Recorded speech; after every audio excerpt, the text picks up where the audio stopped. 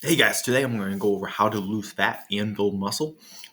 Um, and specifically, I'm going to talk about one of my clients who I helped do this. So all this week, I've been going over why a high carb diet is optimal for if you're someone who wants to build muscle, have strength, be able to have energy, performance, and even lose weight. So I want to give you guys a real life example of someone that we did just that.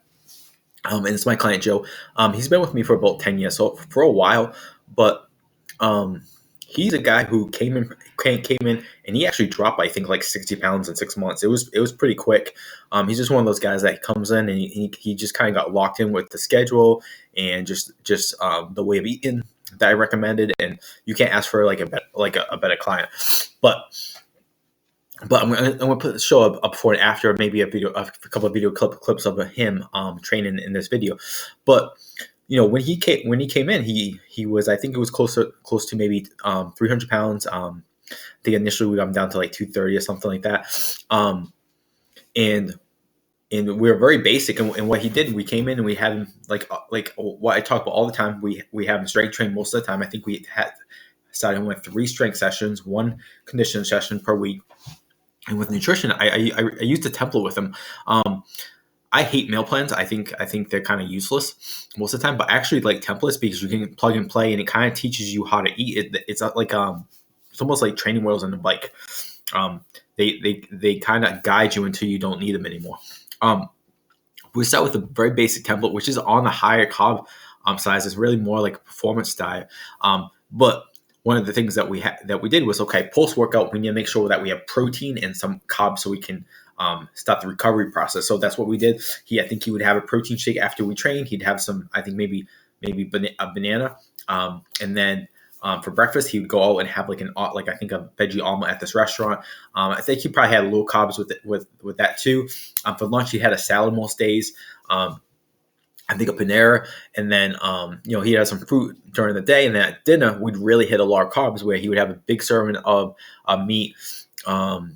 If it's like chicken, if it was steak, it was like pork chops, and then I'd have him have a heavy serving of carbohydrates, if that was rice or if that's a big potato, big sweet potato. And again, he did great with it. He lost weight quickly. He's still training with me all this time. He's still doing great.